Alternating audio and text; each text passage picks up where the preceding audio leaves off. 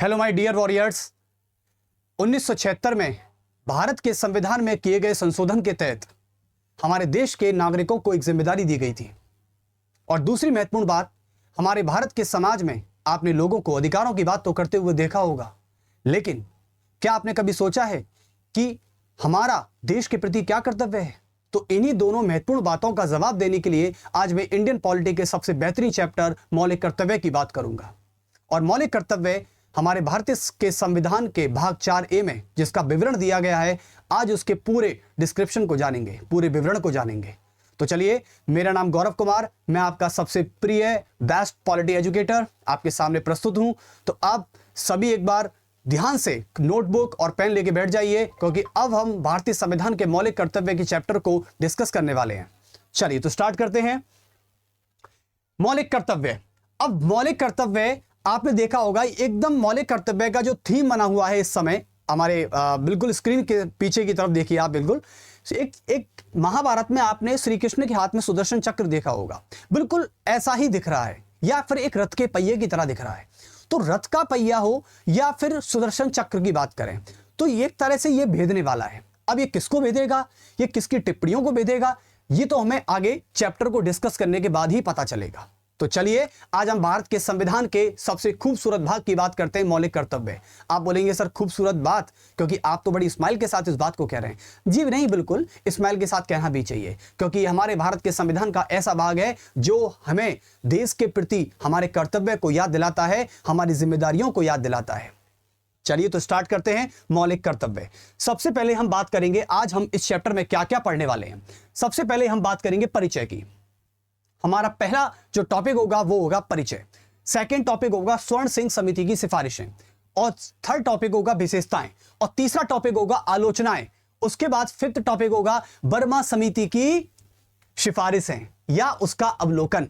तो आज हम इस चैप्टर में 5 पॉइंट्स पे डिस्कस करने वाले हैं। 5 टॉपिक ही इस चैप्टर में इंपॉर्टेंट माने जाते हैं पीसीएस के लिए। तो मैं इतना बता देना चाहता हूं, सबसे पहले हम परिचय की बात कर लेते हैं, क्योंकि मैं भी कहता हूं कि हर चैप्टर की जो नब्ज होती है, उस चैप्टर की नब्ज उसके इंट्रोडक्शंस में छिपी होती है, इसलिए इंट्रोडक्शंस को गलती से भी इग्नोर मत कीजिएगा।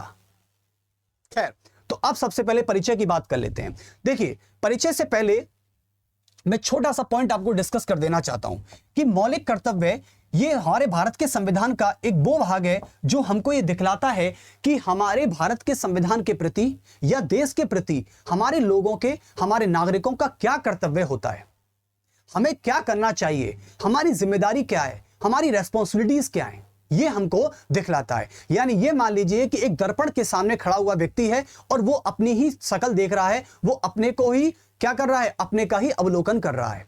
चलिए, तो अब हम बात करते हैं परिचय की। तो परिचय में सबसे पहले हम डिस्कस करेंगे कि एक तो संविधान का जो भाग 3 है, संविधान का भाग 3, और एक है आपका वर्सेस संविधान का भाग 4A 4A, जिसको आज हम डिस्कस भी करने वाले हैं। तो संविधान के भाग 3 और संविधान के भाग 4A में सबसे पहले हम ये देखते हैं, दोनों आपस में क्या है, दोनों आपस में कोरिलेट होते हैं। क्या होते हैं? कोरिलेट। ये आपस में संबंधित होते हैं। यदि आप संविधान के भाग 3 को और संविधान के भाग 4A को एक तरफ दूर भी कर देते हैं तो कहीं ना कहीं भारत का संविधान जो है वो अधूरा रह जाता है, इसके नैतिक उद्देश्य अधूरे रह जाते हैं। क्यों रह जाते हैं? क्योंकि जब जब आप अधिकारों की मांग करोगे तो सबसे पहले जो आपको अधिकार से परिपूर्ण करेगा, क्योंकि आप जिससे अधिकारों की मांग करते हैं तो सामने वाला भी आपसे कर्तव्य निभाने की अपेक्षा करता है।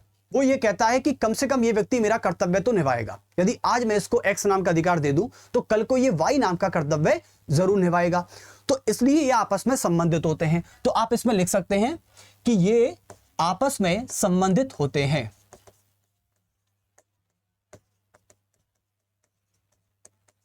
संबंधित होते हैं। अब इंटरेस्टिंग बात देखिए आप, लेकिन आप कहेंगे कि सर संविधान के भाग 3 को तो हमारे भारत के संविधान में गारंटी दी गई है, इन्हें तो संरक्षित किया गया है सुप्रीम कोर्ट के द्वारा। जी बिल्कुल, हमारे भारत के संविधान के भाग 3 को संरक्षित किया गया है, गारंटीड किया गया है by the top of the court, it mean supreme court of India. तो चलिए सबसे पहले हम यहां पर इसकी तुलना कर देते हैं। तो तुलना में क्या लिखेंगे? हमारा फर्स्ट पॉइंट क्या होगा? फर्स्ट पॉइंट यही है कि यह भाग सुप्रीम कोर्ट द्वारा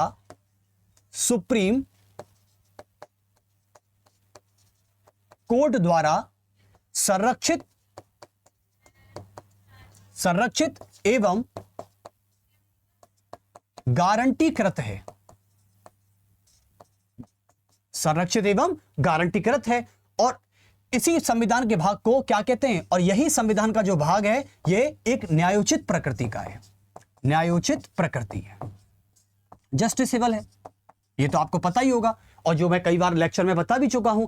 लेकिन संविधान का जो भाग 4 है इसको लेके क्या बताया गया है? इसको लेके बताया गया है कि यह सुप्रीम कोर्ट द्वारा संरक्षित और गारंटीकृत नहीं है। और जबकि यह भाग तो हमारे भारत के संविधान में मूल स्थान तो था ही नहीं इसका, इसे तो संविधान के भारतीय संविधान संशोधन अधिनियम के तहत ही जोड़ा गया है। तो यह सुप्रीम कोर्ट द्वारा प्रोटेक्टेड नहीं है और सुप्रीम कोर्ट द्वारा गारंटीड भी नहीं है, क्योंकि यह हमारे भारत के संविधान का एक गैर न्यायोचित भाग है। तो आप इसे लिख सकते हैं कि यह एक गैर न्यायोचित प्रकृति वाला भाग है।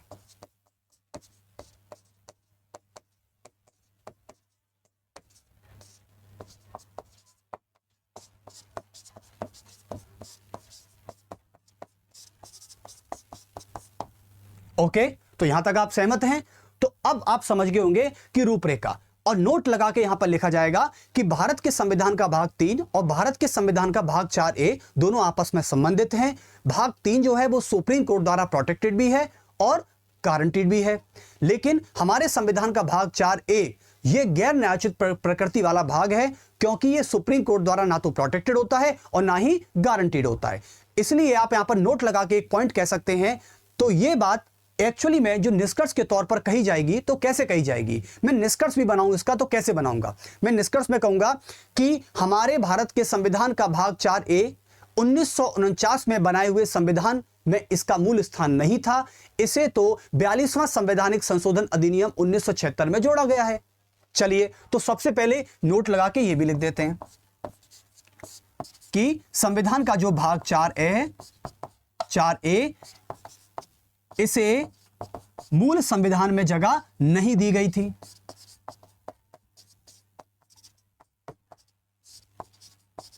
में स्थान नहीं दिया गया था।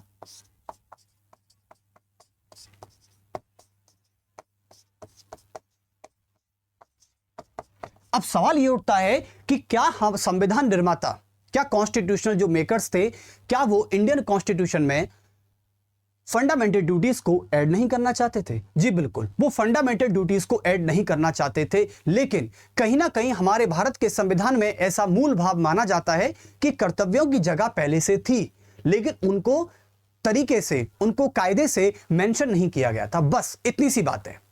अब चलिए आगे चलते हैं परिचय की तरफ। तो सबसे पहले हम बात करते हैं, अब हम भारत के संविधान के उस समिति की बात करेंगे जब कांग्रेस पार्टी की सरकार थी। और कांग्रेस पार्टी की जो सरकार के समय, इंदिरा गांधी की सरकार के समय, जब हमारे देश में एक इमरजेंसी का टाइम चल रहा था 1975 में, जब 25 जून 1975 को इंदिरा गांधी सरकार द्वारा आपातकाल की घोषणा की गई आंतरिक अशांति के नाम पर, इंटरनल डिस्टर्बेंस के नाम पर, तो उस समय एक कमेटी को फॉर्म किया गया 1976 में। उस कमेटी का नाम था स्वर्ण सिंह समिति। और स्वर्ण सिंह समिति की सिफारिशों पर इंदिरा गांधी सरकार ने पार्लियामेंट में एक बिल इंट्रोड्यूस किया और वो बिल बहुमत से पास भी किया गया, क्योंकि संविधान में संशोधन करना था। तो संविधान में संशोधन करने के लिए जब कोई भी बिल पास किया जाता है तो उसकी जो क्राइटेरिया होता है वो है विशेष बहुमत से।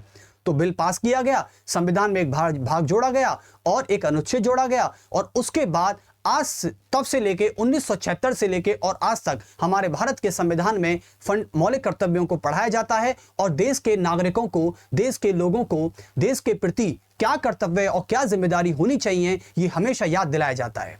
तो खैर, तो यहां पर हम आगे चलते हैं स्वर्ण सिंह समिति की तरफ। आपके सामने स्पष्ट आ गया होगा, हमारा सेकंड पॉइंट भी यही था कि हम स्वर्ण सिंह समिति को जरूर पढ़ेंगे। देखिए, इस कमेटी को कब फॉर्म किया गया? 1976 में। अरे भाइयों, अभी बताया है मैंने, केवल अभी बताया है कि 1976 में स्वर्ण सिंह समिति को फॉर्म किया गया था आंतरिक आपातकाल के दौरान।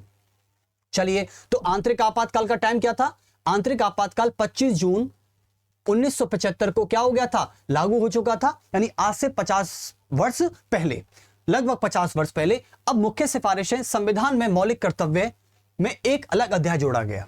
अब मैं आपको बताता हूं एक्चुअली में क्या हुआ था। स्वर्ण सिंह समिति को जब कांग्रेस पार्टी की जो सरकार थी, इंदिरा गांधी की सरकार ने स्वर्ण सिंह समिति को फॉर्म किया। तो स्वर्ण सिंह समिति ने कुछ सिफारिशें की।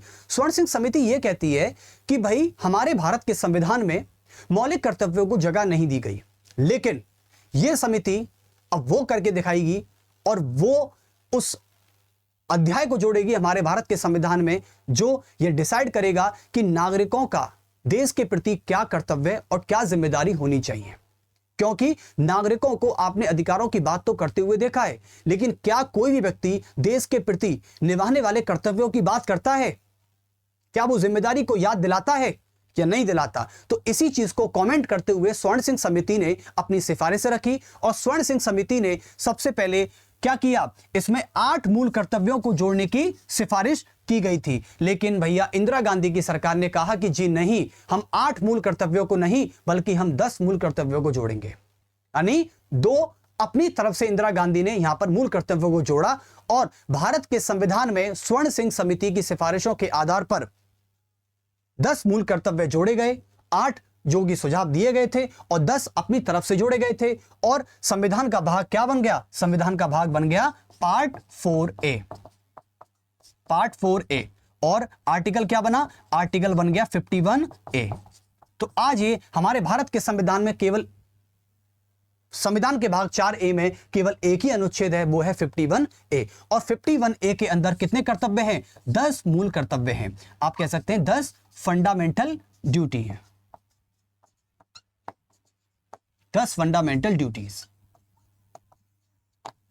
ओके, तो यहां तक आप सभी सहमत हैं? चलिए, और ये है इमरजेंसी का टाइम जो कि मैं आपको बता चुका हूं। अंडरलाइन से आप कर सकते हैं, 10 मूल कर्तव्य जोड़े गए थे। अब आते हैं अस्वीकृत सिफारिशें। सर इसका कहने का मतलब क्या है? अब आपको छोटी सी स्टोरी सुनाता हूं। इंदिरा गांधी की सरकार थी। मुझे एक चीज बताइए, इंदिरा गांधी को यदि मैं प्रधानमंत्री के तरीके से थोड़ा सा जज करके देखूं तो इंदिरा गांधी को बहुत मजबूत प्रधानमंत्री कहा जाता है भारत देश की। भारत जैसे लोकतांत्रिक देश की, जो कि दुनिया का सबसे बड़ा लोकतंत्र है, उसकी सबसे अब तक की सबसे मजबूत प्रधानमंत्री रही है इंदिरा गांधी, जिनको आयरन लेडी के नाम से भी जाना जाता था। तो मजबूत प्रधानमंत्री इंदिरा गांधी जो हमारे भारत की प्रधानमंत्री रही, उनके दिमाग में एक छोटी सी सनक चढ़ गई। क्या सनक चढ़ गई? वो ये कहती है कि जो भी स्वर्ण सिंह समिति सिफारिश करती है, हम उसमें थोड़ा सा एडवांटेज लेके चलेंगे। एडवांटेज का मतलब थोड़ा सा उसे एडवांस बनाने की कोशिश करेंगे। तो इंदिरा गांधी ने उसी स्वर्ण सिंह समिति की सिफारिशों को रखा तो संविधान में, लेकिन थोड़ा सा एडवांस तरीके से रखा, थोड़ा सा अपनी अप्रोच को लगाया कि वो और क्या कर सकती हैं। चलिए, तो अब क्या था कि स्वर्ण सिंह समिति ने जो कुछ सिफारिशें की थी, इसके अलावा वो इंदिरा गांधी ने पूरी तरह क्या कर दी? खारिज कर दी। अब वो कौन सी सिफारिशें थी जो इंदिरा गांधी ने डिनाई कर दी? देखो, स्वर्ण सिंह समिति ने कहा कि 8 मूल कर्तव्य होने चाहिए, इंदिरा गांधी ने कहा 10 होने चाहिए। दूसरी महत्वपूर्ण बात, इंदिरा गांधी स्वर्ण सिंह समिति कहती है कि भाई जो व्यक्ति मौलिक कर्तव्यों का उल्लंघन करेगा उसको आर्थिक दंड या सजा का प्रावधान होना चाहिए। इंदिरा गांधी कहती है जी नहीं। दूसरी मांग, दूसरी सिफारिश जो स्वर्ण सिंह समिति द्वारा की गई थी, उसको इंदिरा गांधी ने खारिज कर दिया। और कैसे खारिज किया, अब इसी के ऊपर जानेंगे हम। यहां पर सबसे पहले किस सिफारिश को खारिज किया? स्वर्ण सिंह समिति ने स्वर्ण सिंह समिति द्वारा 8 मौलिक कर्तव्यों, मैं शॉर्ट में लिख रहा हूं, फंडामेंटल ड्यूटीज को जोड़ने का सुझाव दिया। जोड़ने का सुझाव दिया, बट इंदिरा गांधी द्वारा इनको क्या कर दिया गया? बट इंदिरा गांधी द्वारा खारिज कर दिया गया। बट इंदिरा गांधी द्वारा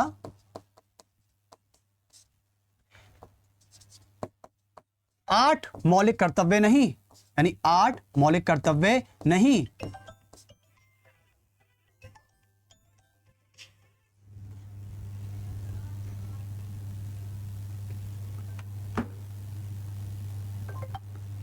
एक minute, sorry for delay, yes I am really sorry. चलिए, इंदिरा गांधी द्वारा 8 फंडामेंटल ड्यूटीज नहीं बल्कि 10 मूल कर्तव्य जोड़े गए। मूल कर्तव्य जोड़े गए। 10 मूल कर्तव्य जोड़े गए। तो ये था हमारी स्वर्ण सिंह समिति की व्याख्या की पहली सिफारिश की बात। अब आते हैं दूसरी सिफारिश की बात करते हैं। दूसरी सिफारिश क्या की जाती है? दूसरी सिफारिश भैया आपके सामने थी। इंदिरा गांधी ने स्वर्ण सिंह समिति द्वारा दूसरी सिफारिश को क्या खारिज किया? स्वर्ण सिंह समिति कहती है कि जो भी व्यक्ति मौलिक कर्तव्यों का उल्लंघन करेगा उसको सजा या आर्थिक दंड, जुर्माना होना चाहिए। लेकिन इंदिरा गांधी कहती है नहीं होगा। इंदिरा गांधी ने कहा कि संसद कोई भी ऐसा प्रावधान या ऐसा कानून नहीं बनाएगी जिसमें यह कहा जाएगा कि यदि किसी व्यक्ति ने मौलिक कर्तव्यों का उल्लंघन किया है तो उसे आर्थिक दंड दो या कोई सजा दो। और दूसरा, कर अदायगी, यानी जो व्यक्ति टैक्स पे करता है उसको भी फंडामेंटल ड्यूटीज नहीं माना जाएगा। अब बताइए, यानी जो व्यक्ति टैक्स देने से मना कर दे उसे फंडामेंटल ड्यूटीज का वायलेशन नहीं माना जाएगा। इंदिरा गांधी ने यह भी कहा। अब बताइए, तो मुझे थोड़ा सा टैक्स पे थोड़ा सा अजीब लगा कि जो व्यक्ति देश की जैसी थाली में भोजन खा रहा हो, भाई देश है, हम देश का नमक खाते हैं, तो देश का नमक खाने के प्रति देश को हमें कुछ देना भी चाहिए, ये हमारा कर्तव्य है। लेकिन इंदिरा गांधी की मुझे ये बात आज तक समझ में नहीं आई कि इंदिरा गांधी ने टैक्स से रिलेटेड जो पे आउट करना होता है, जो पेमेंट करना होता है टैक्स से रिलेटेड, उसे फंडामेंटल ड्यूटीज में शामिल क्यों नहीं किया। खैर आगे चलते हैं, सफर आगे भी है, अभी पता चलेगा आपको। तो अब यहां पर क्या था कि कर अदायगी के उल्लंघन को मौलिक या मूल कर्तव्यों का उल्लंघन नहीं माना गया। मूल कर्तव्यों का उल्लंघन नहीं माना गया। Wow, interesting. खैर अब आते हैं तीसरी बात पे। तो तीसरा पॉइंट क्या कहता है? तीसरा पॉइंट यह कहता है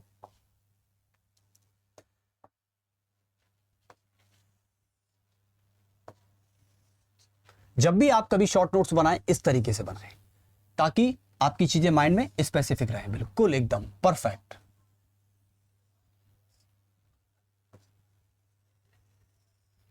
ओके, अब आते हैं थर्ड पॉइंट की तरफ। देखो थर्ड पॉइंट क्या कहता है कि संसद कोई भी ऐसा कानून नहीं बनाएगी, या फिर आप इसको एक तरीके से लिख सकते हैं इजी सिंपल लैंग्वेज में कि यदि कोई व्यक्ति मूल कर्तव्यों का उल्लंघन कर देता है तो उस स्थिति में संसद द्वारा कोई आर्थिक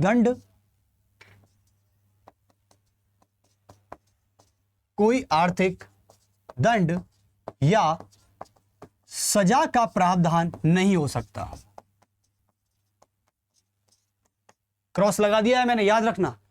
इसका मतलब है नहीं हो सकता। ये पूरा नहीं लिखा है मैंने आगे कि नहीं हो सकता है, लेकिन मैंने क्रॉस लगा दिया है। तो इसका मतलब है कि यदि कोई व्यक्ति ड्यूटीज का उल्लंघन करता है, उनका वायलेशन करता है, तो उस स्थिति में पार्लियामेंट को यह राइट नहीं है कि उस पर कोई लॉ बनाए ताकि उस व्यक्ति को पेनल्टी देनी पड़े या फिर सजा भुगतनी पड़े। चलिए, तो यह था आपका तीसरा जजमेंट जो कि बहुत ही इंटरेस्टिंग है। Okay, very good.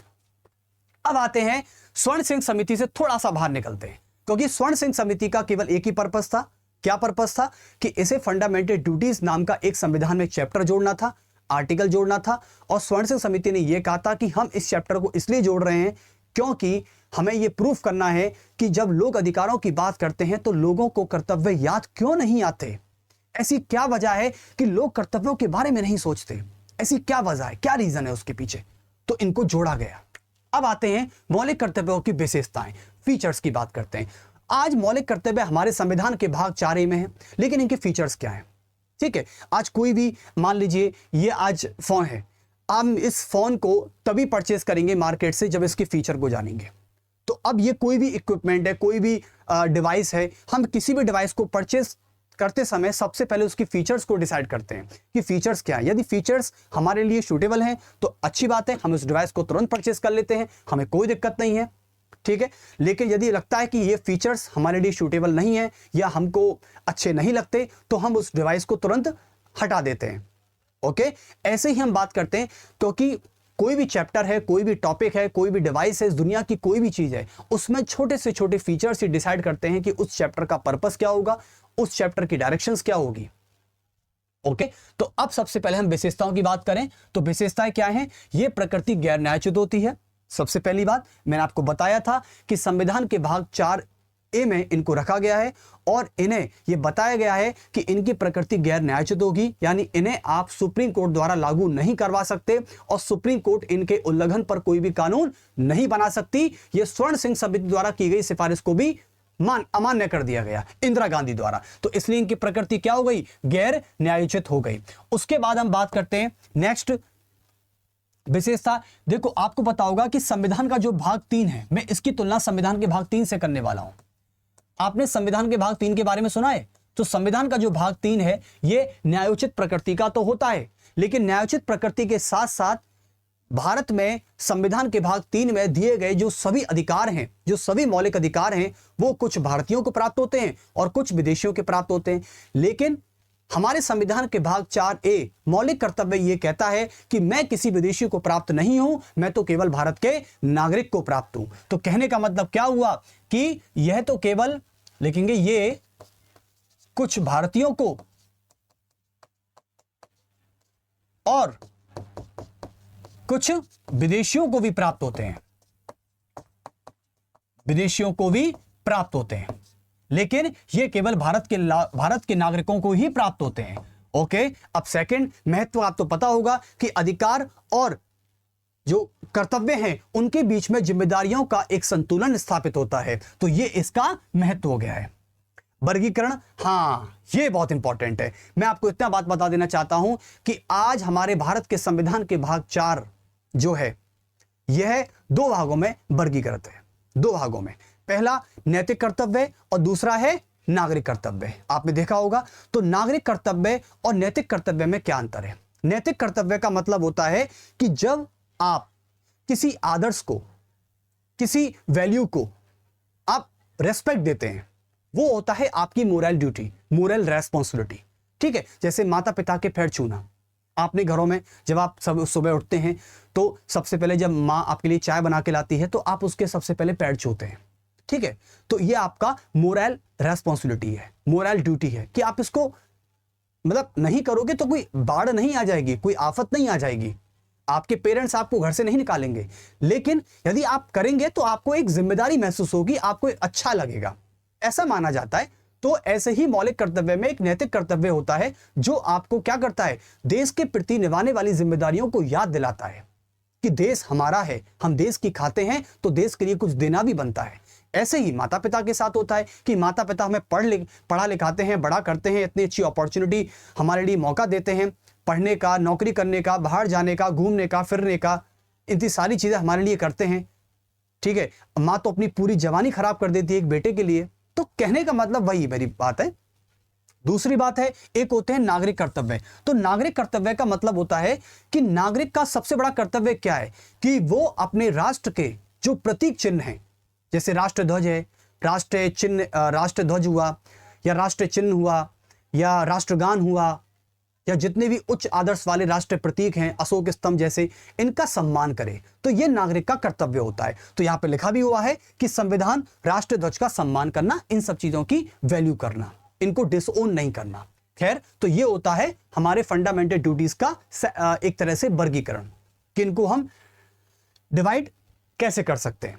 अब ये आप समझ गए, तो ये है आपके फीचर्स। और सबसे इंपॉर्टेंट फीचर्स मैं आपको बता देना चाहता हूं कि हमारे देश के मौलिक कर्तव्य हमारे भारत की पौराणिक कथाओं, धर्म से संबंधित हैं, हमारी भारत की परंपराओं से संबंधित हैं। ओके, चलिए अब आपसे एक क्वेश्चन बहुत इंटरेस्टिंग पूछने जा रहा हूं। वो क्वेश्चन ये है कि हमारे भारत के संविधान के में दिए गए भाग 4 में मौलिक कर्तव्यों का जो वर्गीकरण है, यह दुनिया के किस देश के संविधान से है लिया गया है? रूसी संविधान से। कहां से? रूसी संविधान से मौलिक कर्तव्यों को लिया गया है। यह बात मुझे पहले बतानी चाहिए थी, बट कोई नहीं, थोड़ी सी मिस हो गई। अब लिख सकते हैं आप, सबसे पहले इन्हें रूसी संविधान से लिया गया है।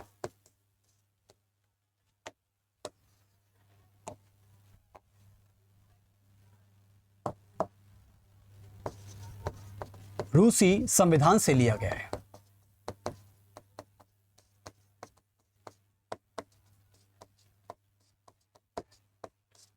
अच्छा बच्चों, आपको एक बात पता है कि हमारे भारत के अलावा इस पूरी दुनिया में कई सारे लोकतांत्रिक देश ऐसे हैं जहां पर मौलिक कर्तव्यों के नाम से ऐसा कोई भी चैप्टर नहीं है और ना ही कोई विश्लेषण है।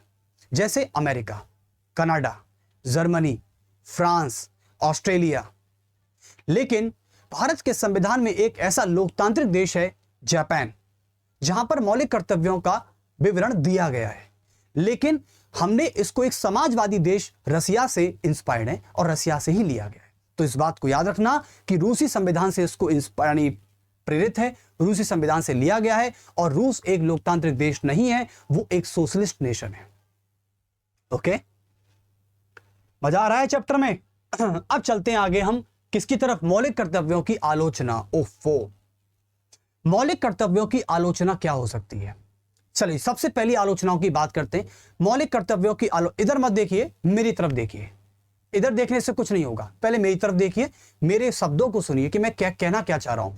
जब मैं किसी बात को कहूं तो उसका मतलब है कि वो बातें यहां ऑलरेडी हैं, लेकिन क्या पता कि आपको कुछ चीजें समझ में ना आए। तो बस मैं बहुत ही सरल भाषा में आपको ये बातें समझा देना चाहता हूं। अंडरलाइन करके मैं वैसे ही बताऊंगा आपको, तो आप नोटिस कर सकते हैं इस चीज को।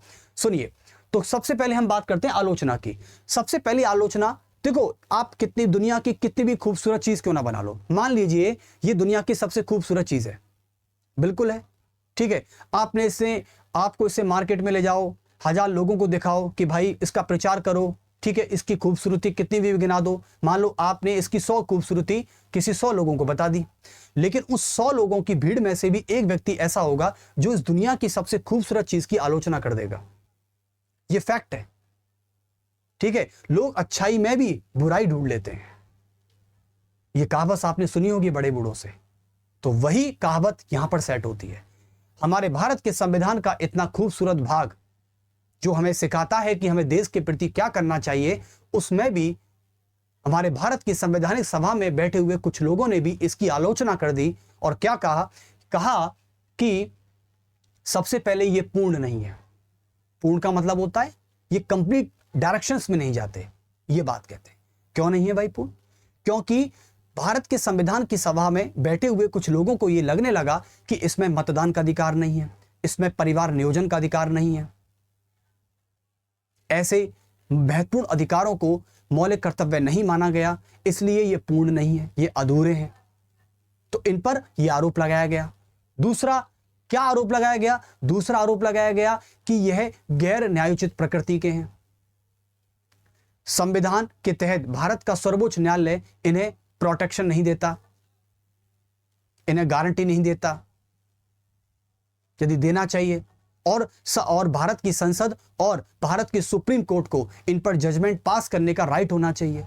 तो गैर न्यायोचित प्रकृति होने के कारण फंडामेंटल ड्यूटीज को क्रिटिसाइज किया गया। ओके, अब आते हैं तीसरी आलोचना। तीसरी आलोचना में कहा गया कि भारत के संविधान में जब इनको जगह दी ही जा रही थी तो इन्हें संविधान के भाग 4A में क्यों रखा गया, और इनकी गैर न्यायोचित प्रकृति बनाने के कारण आपने इनको डीपीएसपी के समान बना दिया, जो कि नॉन जस्टिसेबल होते हैं ऑलरेडी। आपको इन्हें संविधान के भाग 3 के बाद ठीक जोड़ना चाहिए था। तो कहने का मतलब है कि जो क्रिटिसाइज कर रहे थे उनका यह था कि आपको इन्हें भाग 3 के बाद जोड़े जाने के बजाय भाग 4A में जोड़े जाने के का इनका महत्व कम आंका जाता है। वो कहते हैं कि भैया अलग से संविधान का भाग 4A बनाया, इतना जब तुमने कष्ट किया ही तो इतना भी कष्ट कर लेते कि इन्हें संविधान के भाग 4A ना बनाकर संविधान का भाग 3A बना देते। क्योंकि आज भी हमारे भारत के संविधान में भाग 3A नाम से कोई भी ऐसा भाग नहीं है। यदि 3A बना देते तो ये मौलिक अधिकारों के बहुत करीब रहते, और जो चीज मौलिक अधिकारों के बहुत करीब है तो उसको मौलिक अधिकारों से डायरेक्टेड किया जाता है, उसे दिशा दी जाती है। तो क्या पता सुप्रीम कोर्ट इनको थोड़ा सीरियस ले लेता। खैर कोई नहीं, तो अब जो हो गया अब हो गया, उस पर रोना कैसा। तो मैंने आलोचनाओं को बताया। सबसे पहले आप शॉर्ट में लिख सकते हैं कि यह पूर्ण नहीं है। पहला तो यह लगा आरोप, यह पूर्ण नहीं है। दूसरा क्या लगता है, दूसरा इल्जाम यह लगा कि इनकी प्रकृति गैर न्यायोचित है, ये नॉन जस्टिसेबल है। उसके बाद तीसरा आरोप क्या लगा, तीसरा आरोप लगा कि इन्हें संविधान के भाग 3 के ठीक तुरंत बाद होना चाहिए था, ना कि भाग 4A के बाद, क्योंकि भाग 4A के बाद इनको जोड़ा जाना इनके महत्व को कम कर देता है। तो इन्हें भाग 3 के ठीक बाद होना चाहिए था।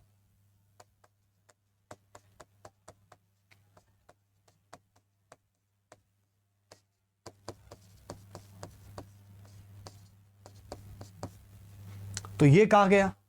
तो ये थे इन पर आरोप। और देखिए, जब कोई व्यक्ति आरोप करता है तो बड़े लेंस लगा के देखता है। मतलब जैसे आपको मोतियों में भी धूल देखनी है, मोती के आपका पूरा मोतियों से कटोरा भरा पड़ा है और आप लेंस लेकर आए और आप ये देख रहे हैं कि इसमें कीड़े खाएं। ठीक है, मां ने आपके लिए खाना परोसा और आप लेंस लेके बैठ गए। कभी देखा है आपने ऐसी हरकत करते हुए? कोई पागल ही करते होंगे ऐसी हरकत। खैर, पर उम्मीद करता हूं आप तो ऐसी हरकत नहीं करते होंगे। खैर, अब आते हैं बर्मा कमेटी की अवलोकन की व्याख्या। सबसे पहले मैं यह बता देना चाहता हूं कि आज भारत के संविधान में 1999 में बर्मा समिति को गठित करने की जरूरत क्यों पड़ी। आप 1976 में गठित की गई स्वर्ण सिंह समिति के दौर को याद कीजिए। स्वर्ण सिंह समिति ने बार बार इंदिरा गांधी के कानों में चिल्लाकर यह कहा था कि इंदिरा गांधी जी, एक ऐसा कानून बनाने का अधिकार संसद को दे दीजिए, जब कोई व्यक्ति मौलिक कर्तव्यों का उल्लंघन करे या देश के प्रति कर्तव्यों को निभाने की जब बात आए और वो अपना मुंह मोड़ ले, तो संसद ये को अधिकार है कि वो सजा या आर्थिक दंड का प्रावधान कर सके। लेकिन इंदिरा गांधी ने कहा नहीं, यानी कोई व्यक्ति मौलिक कर्तव्यों को भूल भी जाए तो संसद उसको सजा नहीं दे सकती। ये कहीं ना कहीं मुझे इनजस्टिस तो लगता है, मतलब अन्याय लगता है। लेकिन 1999 में संसद को यह एहसास हुआ, केंद्र सरकार को एहसास हुआ कि नहीं, जो व्यक्ति मौलिक कर्तव्यों का बार बार उल्लंघन करता है, उनको ठेस पहुंचाता है या भूल जाता है, तो देश के संविधान और देश की सरकार की जिम्मेदारी है कि वो देश के नागरिकों को ये कर्तव्य बार बार याद दिलाए, और याद नहीं भी आते तो उनके लिए सजा और आर्थिक दंड का प्रावधान कर सके। खैर, तो इसलिए बर्मा समिति का गठन किया गया, और यह बर्मा कमेटी 1999 में गठित की गई थी जस्टिस जे.एस. बर्मा के नाम से। इसलिए इसको इनके नाम से ही बर्मा कमेटी का नाम दे दिया गया, जस्टिस जे.एस. बर्मा। अब चलें, उद्देश्य क्या था कि मौलिक कर्तव्यों को लागू करने के लिए कानूनी प्रावधानों की पहचान करना। कुछ मौलिक कर्तव्य, सारे मौलिक कर्तव्य नहीं थे, कुछ मौलिक कर्तव्य को पहचानना, और जो व्यक्ति उन पहचाने हुए मौलिक कर्तव्यों को नहीं मानेगा, उनका बार बार उल्लंघन करेगा, उनका बार बार अपमान करेगा, तो उस स्थिति में भारत की संसद एक आर्थिक दंड और सजा का प्रावधान कर सकती है। यह बर्मा कमेटी की रिकमेंडेशन थी, और बर्मा कमेटी की रिकमेंडेशंस को पास किया गया, और कुछ मौलिक कर्तव्यों की पहचान करके आज हमारे भारत के संविधान के भाग 4A में 11 मौलिक कर्तव्य हैं। उन 11 मौलिक कर्तव्यों में से कुछ कर्तव्यों की पहचान करके उनके लिए आर्थिक दंड और सजा का प्रावधान कर दिया। जैसे कि अब मैं आपको आगे बताने वाला हूं कि वो कौन कौन से हैं, ये आगे भी आ जाएंगे। चलिए, तो एक बार आगे देख लेते हैं कि बर्मा कमेटी में कौन कौन से ऐसे कानून हैं। जैसे पहला है राष्ट्रीय गौरव अपमान निवारण अधिनियम। राष्ट्रीय गौरव अपमान निवारण अधिनियम। ओके, अब आते हैं सेकंड क्या है? सेकंड है सिविल अधिकार संरक्षण अधिनियम, जिसे कहते हैं civil rights protection act of 1955। Civil अधिकार संरक्षण अधिनियम। बच्चों, सिविल अधिकार संरक्षण अधिनियम का जो पहले नाम हुआ करता था, इसको पहले किस नाम से जानते थे? इसको पहले अस्पृश्यता प्रतिषेध अधिनियम के नाम से जाना जाता था, जिसको इंदिरा गांधी ने 1976 में 1955 के रूल को बदलकर क्या कर दिया? सिविल राइट्स प्रोटेक्शन एक्ट किया गया। ओके, तो इससे पहले इसको किस नाम से जानते थे? अस्पृश्यता प्रतिषेध अधिनियम, प्रतिषेध अधिनियम, इस नाम से इसको जाना जाता था। और ये 1955 का एक्ट था, लेकिन 1976 इंदिरा गांधी ने इस एक्ट को 1976 में नाम बदल दिया और ईयर वही रहा, बस इसका नाम बदला गया। चलिए, उसके बाद अब इनका सबका उद्देश्य बताऊंगा। ये पहला वाला है कि राष्ट्रीय गौरव अपमान निवारण अधिनियम कहता है कि जो भी व्यक्ति हमारे राष्ट्र के प्रतीकों, राष्ट्र के उच्च आदर्शों का अपमान करेगा, उसके लिए आर्थिक दंड और सजा एक या दोनों भी प्राप्त हो सकती हैं। जैसे राष्ट्रीय ध्वज, राष्ट्रीय गान, ठीक है, राष्ट्रीय चिन्ह, इनका अपमान नहीं करना चाहिए कोई। तो यहां पर लिख सकते हैं, जैसे राष्ट्रीय गान, राष्ट्रीय गान का अपमान नहीं कर सकता।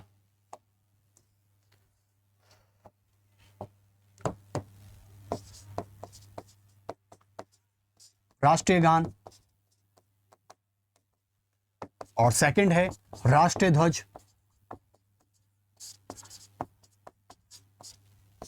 इनका अपमान नहीं कर सकता, या राष्ट्र के प्रतीक कह दो, ठीक है, या अन्य राष्ट्र के प्रतीक, अन्य राष्ट्र के प्रतीक। ओके, अब आते हैं सेकंड पे। तो सेकंड का मतलब है सिविल प्रोटेक्शन, जो सिविल राइट्स प्रोटेक्शन जो एक्ट है 1955 का, यह कहता है कि धर्म और जाति के आधार पर यदि आप किसी अन्य नागरिक से भी भेदभाव करते हैं तो आप पर सिविल राइट्स प्रोटेक्शन एक्ट लगता है, जिसका पहले नाम क्या हुआ करता था? अस्पृश्यता प्रतिषेध अधिनियम हुआ करता था। यह धर्म और जाति के नाम पर होने वाले भेदभाव को रोकता है। धर्म एवं जाति के नाम पर, जाति के नाम पर भेदभाव को रोकता है, उसके डिस्क्रिमिनेशन को रोकता है, भेदभाव को रोकना। ओके, अब आते हैं तीसरे पर। तीसरा क्या था? तीसरा है लोक प्रतिनिधित्व अधिनियम। लोक प्रतिनिधित्व, लोक प्रतिनिधित्व अधिनियम 1951। इसका मतलब यह था, इसमें यह कहा गया कि जो भी प्रतिनिधि, जो भी जनप्रतिनिधि यदि धर्म और जाति के नाम पर वोट मांगेगा तो उसे संसद द्वारा या अदालत द्वारा दंड दिया जाएगा, और इस पर मिनिमम 2 साल की सजा होती है, आपको भी पता होगा ये। तो यहां पर धर्म और जाति के नाम पर वोट मांगने पर क्या लगा दिया गया? प्रतिबंध लगा दिया गया। इसमें जनप्रतिनिधि द्वारा धर्म एवं जाति के नाम पर वोट मांगना,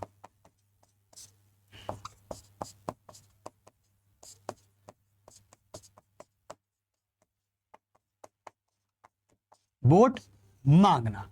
तो यह था पीपल्स रिप्रेजेंटेशन एक्ट ऑफ 1951, जो कि आज तक हमारे भारत के संसद के नियम और कायदे तय करता है। उसके बाद है नेक्स्ट, एक था आपका वन्य जीव संरक्षण अधिनियम। वन्य जीव संरक्षण अधिनियम, ये जो एक्ट है ये 1972 का एक्ट है, और जो कि वनों में रहने वाले जो राष्ट्रीय पशु हैं या जो पशु हैं उनके शिकार, उनके अवैध शिकार, उनके अतिक्रमण को रोकता है और वन के जीवों की रक्षा करता है। जैसे आपने देखा होगा टाइगर प्रोजेक्ट होगा, ठीक है, टाइगर प्रोजेक्ट भी 1972 में तो आया था, याद होगा आपको। चलिए, उसके बाद नेक्स्ट है आपका वन संरक्षण अधिनियम। वन संरक्षण अधिनियम, और ये आपका 1980 का। तो 1980 का जो ये एक्ट है ये बताता है कि वन संरक्षण अधिनियम का मतलब है कि वनों में होने वाले जो प्रदूषण हैं, जो अकार्बनिक तत्व हैं, जो अतिक्रमण हैं, अवैध हैं, उनको तोड़ना, उनको हटाना, प्रदूषण को कम करना के लिए सरकार और इंडिविजुअली पर्सन यदि उल्लंघन करती है तो उनके लिए संसद द्वारा आर्थिक दंड या सजा का प्रावधान किया जा सकता है। तो कैसा लगा आपको? तो ये थी बर्मा कमेटी 1999 की। अब आपको दो बातों में याद रखना, इस चैप्टर में, पूरी चैप्टर में दो ही कमेटी हैं बच्चे। पहली है स्वर्ण सिंह समिति, जो कि जिसने इस चैप्टर को रूसी संविधान से प्रेरित होकर इंदिरा गांधी को कुछ सिफारिशें दी थी, और इंदिरा गांधी ने एक अमेंडमेंट पास करके एक 51A जोड़ के यहां पर यह साबित कर दिया और इस चैप्टर को संविधान में जोड़ दिया गया। और दूसरी बात यह है कि बर्मा कमेटी ने स्वर्ण सिंह समिति की भी पहले सिफारिश थी कि संसद को अधिकार मिलना चाहिए कानून बनाने का कि जब कोई नागरिक इन कर्तव्यों का उल्लंघन कर दे, लेकिन इंदिरा गांधी सरकार ने नहीं माना। लेकिन बर्मा कमेटी की बात करें तो बर्मा कमेटी की रिकमेंडेशन के समय, उस समय की सरकार ने ये इस रिकमेंडेशन को माना, और आज हमारी भारतीय संसद को यह अधिकार प्राप्त है कि 11 मौलिक कर्तव्यों में से कुछ मौलिक कर्तव्यों पर यदि आप उल्लंघन करते हैं, उनकी बार बार अवमानना करते हैं, तो बर्मा कमेटी की सिफारिश ये कहती है कि संसद उन पर पूरा आर्थिक दंड और सजा का प्रावधान कर सकती है। तो ध्यान से रखना कि ये वो फंडामेंटल ड्यूटीज हैं जिनका आप बार बार उल्लंघन करोगे या एक बार करोगे तो उस पर आर्थिक दंड या सजा का प्रावधान संसद द्वारा किया जा सकता है। तो ये थी बर्मा कमेटी, जो कि जस्टिस JS वर्मा के नाम से गठित की गई थी, और 1999 की यह कमेटी है और आज तक फेमस है, आज तक चल रही है बर्मा कमेटी। तो इस चैप्टर में दो ही कमेटी हैं, एक अमेंडमेंट है, एक पार्ट है और एक आर्टिकल है। लेकिन अब आपको बता दूं कि आज हमारे भारत के संविधान में कुल 10 नहीं बल्कि 11 मौलिक कर्तव्य हैं, जिनमें 11वां जोड़ा गया था अटल बिहारी वाजपेयी सरकार के समय, जिसका नाम है 86वां संवैधानिक संशोधन अधिनियम 2002 में। ठीक है, और इसमें कहा गया कि 6 से लेकर 14 वर्ष तक के बच्चों को निःशुल्क शिक्षा प्राप्त कराई जाएगी, जो कि हमारे भारत के संविधान के एक मौलिक अधिकार में भी इसको जोड़ा गया है। तो 21A आर्टिकल में दे रखा है वो सारी चीजें। तो आप समझ गए होंगे। चलिए, बहुत अच्छा लगा मुझे इस लेक्चर में, मैंने चारों पॉइंट्स क्लियर किए। अब एक बार चैप्टर्स के पीछे चलते हैं, एक बार just for 10 seconds only for. चलिए, अब मुझे बताइए मैंने इसमें से कौन सा टॉपिक है जो मैंने छोड़ा हो? कुछ नहीं छोड़ा। मैंने परिचय कराया, मैंने स्वर्ण सिंह समिति कराई, मैंने विशेषताएं फीचर्स कराई, पूर्ण नहीं है या कुछ गैर न्यायोचित प्रकृति के वो वाले आलोचना कराई, कैसे कैसे आलोचना की गई थी, ओके, और बर्मा कमेटी की अवलोकन कराया। लेकिन इससे पहले अब चैप्टर को फिनिश करते हुए मैं एक बात आपसे कह देना चाहता हूं कि हमारे भारत के तत्कालिक विधि मंत्री, legal and law minister HR Gokhale कहते हैं कि फंडामेंटल ड्यूटीज को जोड़ने का केवल एक ही पर्पस था कि जब 25 जून 1975 को आपातकाल लगाया गया था, तो उससे ठीक एक साल पहले भारत की एक वर्ग समुदाय ने भारत की कानून व्यवस्था को मानने से मना कर दिया था। अब क्या भारत की कानून व्यवस्था का बार बार उल्लंघन करना क्या मौलिक कर्तव्यों के उल्लंघन करने के बराबर नहीं है? पता तो यह भी है। तो इसलिए HR गोखले कुछ ऐसा अपना सुझाव रखते हैं। इंदिरा गांधी कहती है कि 1976 में इस भाग को संविधान में जोड़ने के पीछे केवल एकमात्र उद्देश्य है, वो ये है कि लोकतंत्र को संतुलित बनाए रखना, बस।